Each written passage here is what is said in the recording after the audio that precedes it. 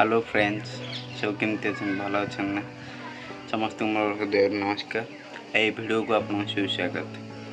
देखो आमर जो टॉपिकटा अच्छी कि आज क्यों महापुरुष मैंने सब मिसिकी वृद्धाश्रम तैयारी करते कौन पे तैयारी करते सब आज पूरा डिटेल्स कहबी। मु भावुची आप जानिले ये वीडियो रे किसी शिक्षा पाइले आप चेंज हो पारती।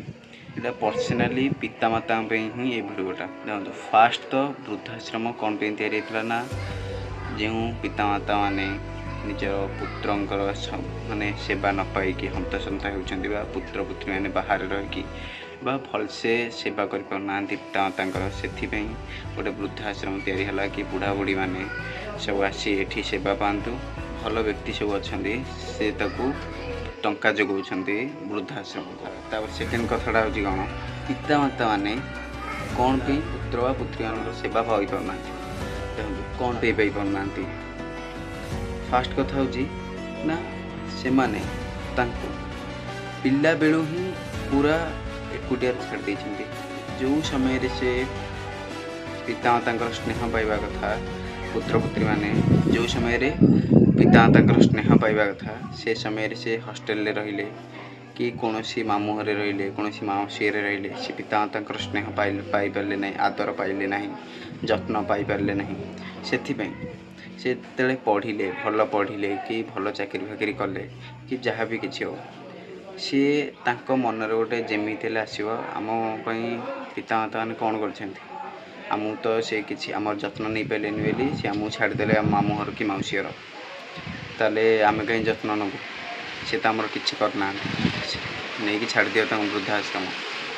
आप देखुवे बहुत अत्याचार कर निज पितामाता और लास्ट नहीं वृद्धाश्रम छाड़ देते से माने यार मेन कारण हूँ कौन ना निजे ही पितामाता आम जो कहचे कि प्रथम ठाकुर हूँ आमर पितामाता सेमिति मु जो एना कहूली क्यों महापुरुष निजे निजे पितामाता ही तैयारी करछन्ति वृद्धाश्रम। माने मो कहया कथाटा हूँ जदि पितामाता पिला दिनु निजे पाखरे रखिकी निजे पिला माननकु जत्न सहित बड़ करथान्ते ताहले से पुत्र पुत्री बा पिला छुआ माने बुझी थांते कि आम बापा माँ आम पे कौन से जदि निजर स्नेह आदर दे पारना टिके पिला ताले पिला माने कौन पे तांकु माने तांकर जत्न नेबे। एक कथा सदाबले सबू पितामाता बुझा दरकार कि पिला बेलू निजर जत्न पाई जदि पिला बड़ है ताले सबुठू माने सबू किछि करि परिबो और सबुठू भलर पिला से हेई परिबो।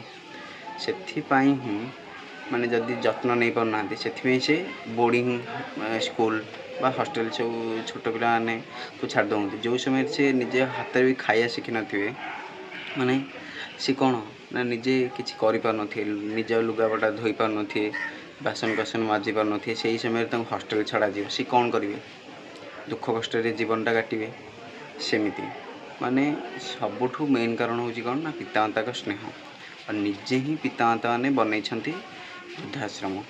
माने मो कहया कथा अनुଯାयी कि पितामाता जदि एमती करना था वृद्धाश्रम आज बन ना था। सेकेंड कारण हूँ ना गोटे गोटे पिला अच्छा निज निज सिचुएसन अनुଯାयी कि मु बाहर रोची मु तो देखाशुना करें से माँ को लेकिन कि बापा को लेकिन मो जेजे बापा को कि जहाँ को लेकिन वृद्धाश्रम छाड़देवी यहाँ किसी कथा नहीं से तो बाहर रोचे देखाशुना करना सी केमती करेंगे वृद्धाश्रम छाड़देले किसी कथा नहीं। किंतु जो मैंने रोचे पाखरे तथापि से मैंने किसी जत्न नौना वृद्धाश्रम छाड़ दौंती यहाँ को आज बंद करूँ और पितामाता मैंने मु समस्त को हाथ जोड़िके अनुरोध करुँची आज ही सुधरी जातु पिला मानक निजर पिला छुआ मानक भलसे निजर जत्नर सहित स्नेह आदर दे बड़ करूँ। दिने ना दिने वृद्धाश्रम निश्चय हेले कटिज जदि ए कथाटा आपण मानिबे। आ अनाथ आश्रम तो जार बापा माँ सेमती जदि माने कहार झील है ना झील है कौन या झील को रखा छाड़ दिया नहीं कि अनाथ आश्रम कि कौटी पकई दौंते अनाथ आश्रम तक खोजिकी नहीं जामित से किसी कहुनी किंतु वृद्धाश्रम जमीती ना जमीती दिने ना दिने आमे ही बंद करवा।